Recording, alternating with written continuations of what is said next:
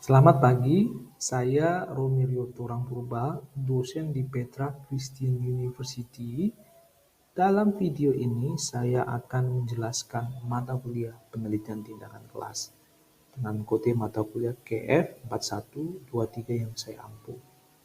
Penjelasan ini disusun untuk memenuhi komponen PDD UKT-PT dalam sertifikasi dosen 2025.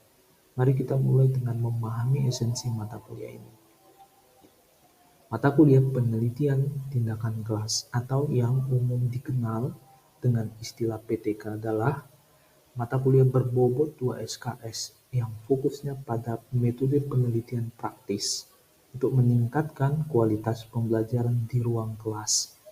Berbeda dengan penelitian konvensional, PTK menekankan kolaborasi aktif antara mahasiswa sebagai peneliti dan guru dalam mengidentifikasi masalah nyata, merancang solusi berbasis tindakan, dan mengevaluasi dampak perbaikan secara sistematis.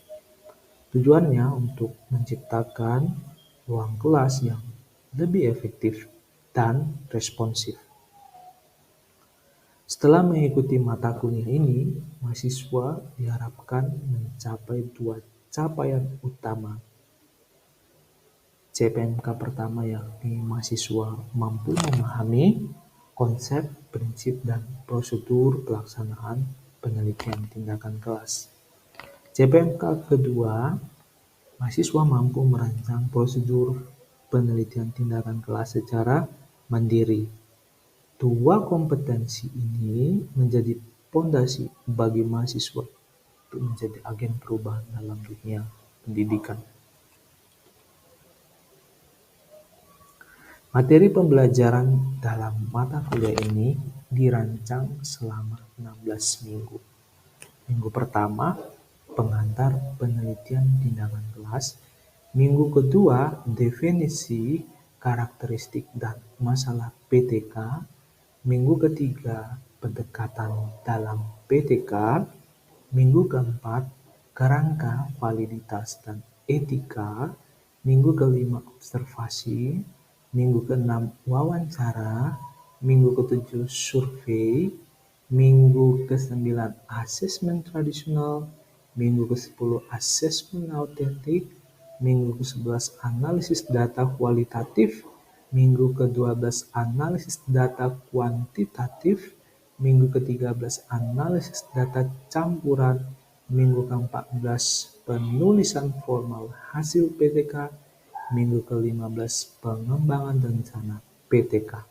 Sebagai catatan, ujian tengah semester dilaksanakan pada minggu ke-8 dan ujian akhir semester dilaksanakan pada minggu ke-16. Metode pembelajaran yang digunakan dalam mata kuliah ini umumnya kuliah dan praktik atau simulasi. Pertemuan pertama hingga pertemuan keempat yang kemampuan akhirnya ranah pemahaman itu umumnya menggunakan metode kuliah untuk pemahaman berbagai konsep dasar dalam PTK. Sementara itu, pertemuan kelima sampai pertemuan ke-15 selain kuliah, mahasiswa juga melakukan praktik atau simulasi untuk penerapan teknik seperti observasi, wawancara, maupun melakukan analisis data. Mahasiswa juga berlatih membuat protokol observasi dan mensimulasikan wawancara dengan guru sekolah dasar. Untuk mempertajam pemahaman mahasiswa, dosen juga mengadakan berbagai ragam aktivitas selain kuliah dan praktik atau simulasi.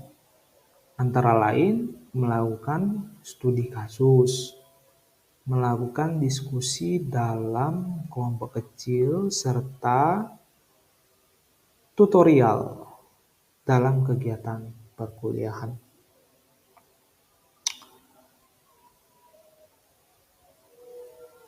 Adapun sistem dan penilaian pembelajaran dalam mata kuliah ini dibagi ke dalam 4 tugas, yakni tugas pertama, UTS, tugas kedua, dan UAS. Output untuk tugas pertama adalah dokumen hasil observasi pada form protokol observasi dan log perilaku. Output untuk UTS adalah dokumen panduan pertanyaan dan rekaman praktek wawancara semi terstruktur. Output untuk tugas kedua adalah dokumen hasil analisis data campuran atau mixed method. Dan output untuk UAS adalah dokumen proposal penelitian tindakan kelas. Semua output ini dinilai secara kuantitatif dan kualitatif.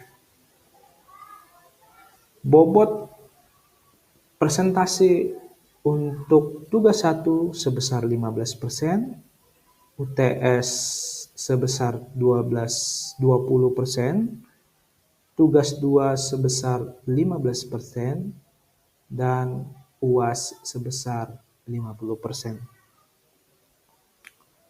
Sebagai penutup, mata kuliah ini bukan hanya teori, tapi laboratorium aksi bagi calon guru. Melalui kolaborasi dan refleksi, mahasiswa dilatih menjadi problem solver di ruang kelas. Hasil evaluasi menunjukkan kepuasan mahasiswa dengan IP mengajar 3,74.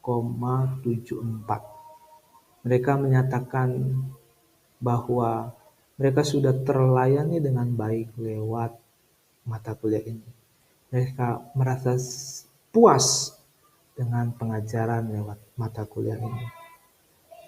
Hasil pembelajaran mahasiswa juga menunjukkan sebagian besar dari mereka ada dalam rentangan nilai A dan B+. Demikian presentasi saya untuk mata kuliah penelitian tindakan kelas. Terima kasih telah menyimak. Tuhan memberkati.